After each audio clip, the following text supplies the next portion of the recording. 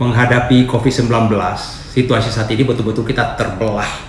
Ada masyarakat yang sudah cuek dengan COVID-19, kemudian ada juga yang meminta supaya tetap social distancing, harus dijaga dan segala macam. Kita lihat mall sudah banyak penuh, kemudian pasar juga penuh, bahkan toko untuk menjual pakaian juga sangat penuh.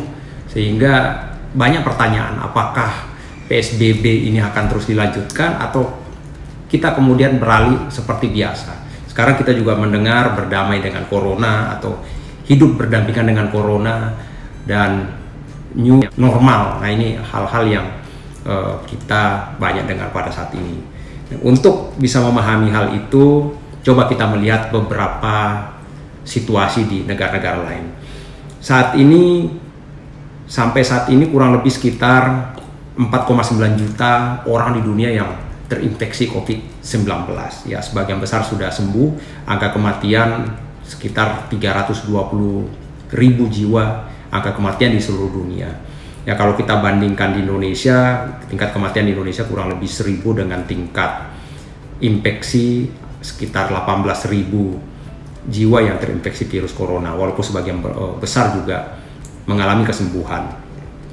Di negara seperti Amerika yang tingkat terinfeksi virus corona sangat tinggi sampai 1,5 juta dengan tingkat kematian yang juga sangat tinggi, hampir 100.000 jiwa. Ini juga sudah mulai melonggarkan kegiatannya mereka ya terkait dengan lockdown yang selama ini mereka lakukan, karena ada hal-hal yang berpengaruh hal itu, yaitu menghancurkan sendi-sendi perekonomian, dan ini tentu akan sangat sulit untuk membangkitkannya kembali. Nah, demikian juga dengan Inggris, Italia, Spanyol, Prancis juga semua melonggarkan lockdownnya. Italia yang cukup sempat ramai viral dengan tingkat kematian yang sangat tinggi di sana, ya dengan tingkat infeksi yang juga cepat sekali saat itu naiknya. Ini juga sudah mulai membuat sebuah mekanisme untuk keluar dari proses lockdown yang mereka sebut dengan new normal.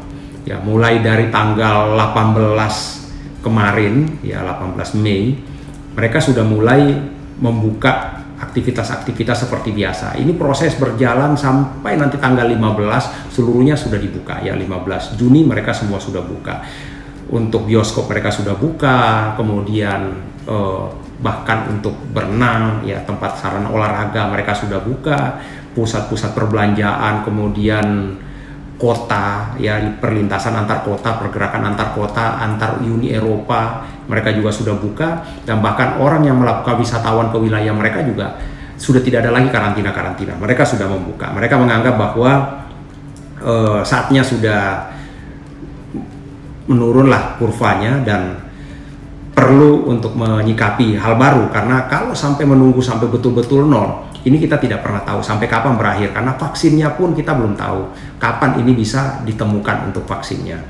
Jadi dari Perdana Menteri Italia sendiri mengatakan bahwa sudah tidak bisa lagi kita menunggu sampai vaksinnya ditemukan.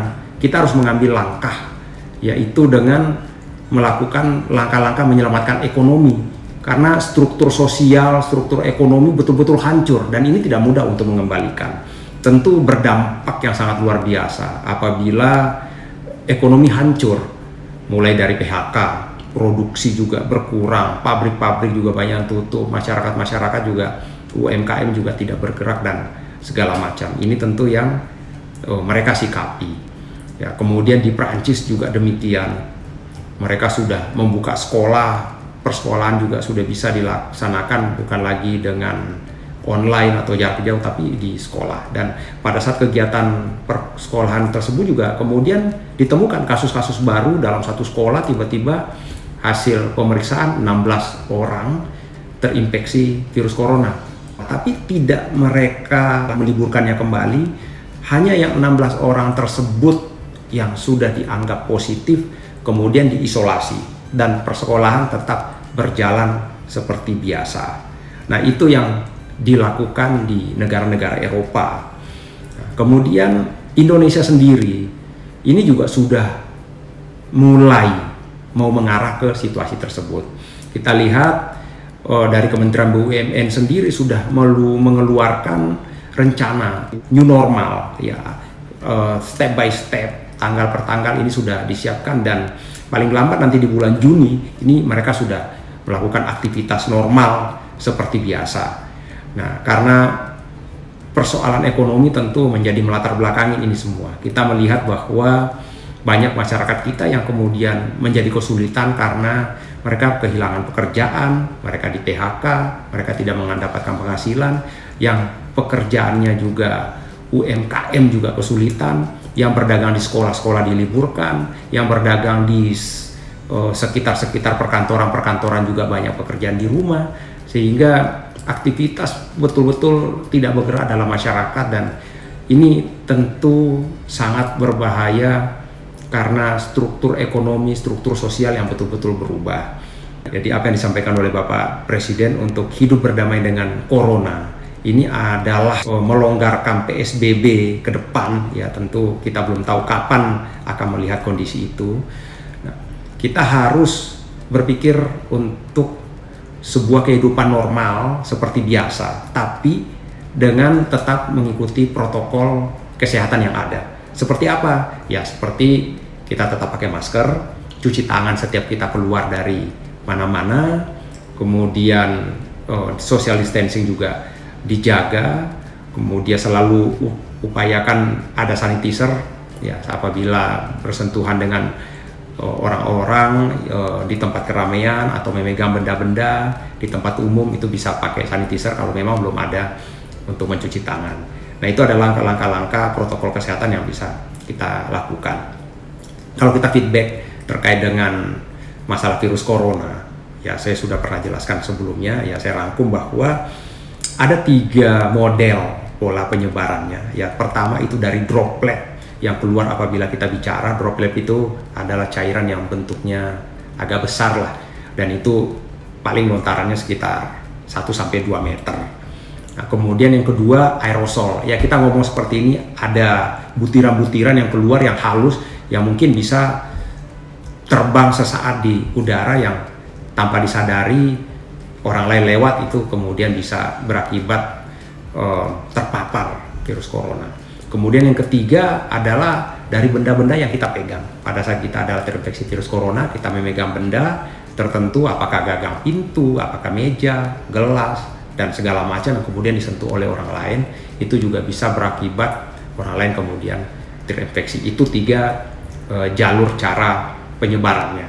Kemudian masuk ke dalam tubuh kita melewati 3 hal, yaitu mata, hidung, dan mulut. Ya, 3 itu yang tentu harus kita jaga. Apabila tangan kita habis menyentuh benda-benda di tempat umum, bersalaman dengan banyak orang, sebaiknya kita mencuci tangan atau pakai sanitizer lah ya. Nah, sebelum kita menyentuh bagian tubuh yang bisa menjadi tempat masuk. Dan kita juga harus memahami hal untuk bisa dapat mencegah atau bisa mematikan dari virus corona tersebut, yaitu sinar ultraviolet. Nah, ini kita punya kelebihan di Indonesia. Kita memiliki sinar ultraviolet yang sangat luar biasa. Ini bisa langsung membunuh dari virus tersebut. Jadi virus ini dilingkari oleh yang namanya lapisan lemak yang disebut dengan lipid. Nah, di dalamnya ada kode DNA namanya RNA. Nah, pada saat hancur lipidnya ini, maka otomatis di dalamnya juga hancur. Jadi kalau kita mau menghancurkan virus tersebut, ya 2 jalan. Apakah menghancurkan lapisannya yang disebut dengan lipid atau lapisan lemaknya itu, atau menghancurkan RNA, ya kode genetik yang ada di dalam. Nah, pada saat terpapar oleh ultraviolet ini akan hancur dari RNA-nya yang ada di dalam. Nah, kemudian yang kedua bisa menggunakan alat-alat pelarut lemak ya yang disebut dengan ether, itu seperti sabun yang mengandung seperti itu. Kemudian juga disinfektan ya tentunya, bahan-bahan yang mengandung klorin ya, seperti kalau di kolam renang itu biasanya dipakai kaporit. Nah, itu kan adalah bahan-bahan dari klorin. Jadi sebenarnya kalau kita berenang aman karena virus tidak akan bisa hidup di situ. Karena biasanya kolam renang itu untuk membersihkannya pasti diberikan alat-alat yang ada kandungan klorinnya. Jadi kita tidak usah takut sebenarnya untuk berenang, karena itu juga bisa untuk membersihkan badan-badan kita. Dan beberapa bahan-bahan lainnya lah ya, yang asam, yang garam dan segala macam itu bisa untuk menghancurkan dari lapisan lipidnya atau lapisan lemaknya dari virus tersebut, sehingga dia menjadi hancur. Nah, itu adalah cara-cara yang bisa kita lakukan dalam sebuah kehidupan baru, new normal, ya, menjaga supaya kondisi ekonomi tetap berjalan, ya, kemudian kondisi kesehatan tetap kita jaga. Saat ini memang ada perdebatan yang sangat luar biasa antara ahli kesehatan dan ahli ekonomi. Ini bertahan pada bidangnya masing-masing. Ahli kesehatan yang digawangi oleh WHO, tentunya World Health Organization, yang tetap lebih mengharapkan bahwa pandemi ini belum hilang. Ini masih akan terjadi ledakan-ledakan berikutnya apabila masyarakat tidak melakukan social distancing, tidak menjaga protokol kesehatan yang ada, atau terlalu cepat untuk membuka lockdown. Jadi harapannya kalau kita lihat masih perlulah diperpanjang lockdown ini, karena masalah kesehatan ini tidak bisa kita prediksi sampai kapan sebelum ditemukan vaksinnya. Dan apalagi kita lihat walaupun kurvanya melandai, tapi terus masih ada saja orang-orang yang setiap hari terpapar dari COVID-19. Jadi ini tidak menutup kemungkinan dia akan naik kembali, penyebarannya masif kembali seperti awal di bulan-bulan Januari, Februari 2020 ini. Tapi bagi kelompok ekonom mengatakan bahwa oke, virus ini berbahaya, tapi sebenarnya masih bisa dijaga dengan antibodi kita, pertama. Kemudian kedua, masih bisa diantisipasi dengan cara pola hidup sehat, ya, dengan seperti yang tadi kita sampaikan, cuci tangan, pakai masker, social distancing, kemudian vitamin juga, khususnya vitamin E, vitamin C, ya. Vitamin E itu ada di brokoli dan juga ada di daun kelor, ya. Jadi saya termasuk orang yang sangat menggemari daun kelor. Jadi setiap hari saya makan sayur kelor. Ya, mudah-mudahan itu adalah salah satu untuk memperkuat daya tahan tubuh saya, kan, seperti itu. Kemudian yang kedua, vitamin C itu ya banyak di mangga, jeruk, dan segala macamnya. Ya, ditambah juga dengan ramuan-ramuan di Indonesia, ada temulawak yang mengandung curcumin, kemudian ada jahe merah yang mengandung gingerol, itu juga sangat efektif untuk memperkuat daya tahan tubuh kita untuk menangkal virus corona. Nah, saya sudah menjelaskan itu di video saya sebelumnya terkait dengan manfaat-manfaat dari bahan-bahan asli Indonesia tersebut.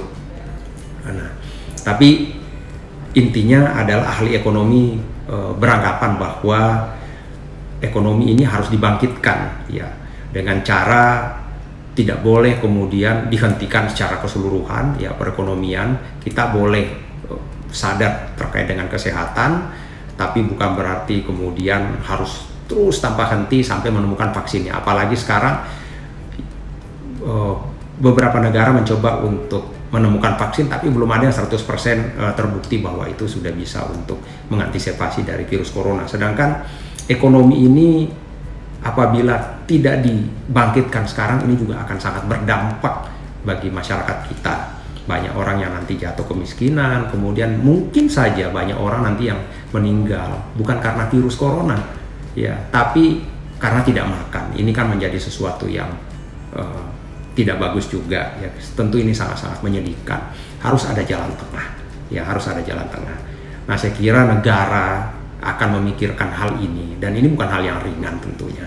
Kita sebagai masyarakat harus tunduk kepada aturan yang negara buat. Insya Allah apabila kita tunduk, semua ini cepat terlewati. Ya, pada saatnya ditetapkan PSBB, ya, pembatasan sosial berskala besar, kita laksanakan secara keseluruhan supaya segera setelah PSBB ini kita akan masuk ke hal yang normal. Nah, sekarang tahap PSBB masuk kepada tahap 1, tahap 2, sekarang masuk kepada tahap ketiga, ya, di wilayah Jabodetabek, ya. Di wilayah-wilayah lain ada yang baru memulai tentunya. Kemudian RT siaga, RW siaga juga berjalan untuk mengantisipasi.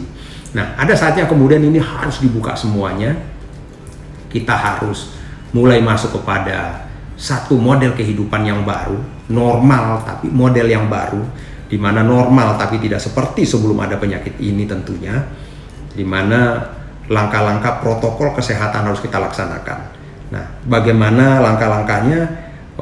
Saya sampaikan di awal tadi, dan mungkin secara lengkapnya kita bisa membaca nanti di media-media, baik media sosial, media mainstream. Ini sosialisasi saya kira akan terus berjalan terus.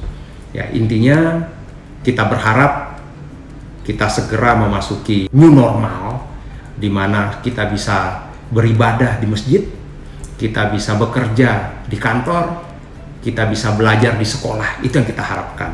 Yang selama ini kita tinggalkan, semua kita laksanakan di rumah. Mudah-mudahan kita bisa melewati ini semuanya dengan baik, tanpa banyak hal yang harus dikorbankan. Salam kooperatif.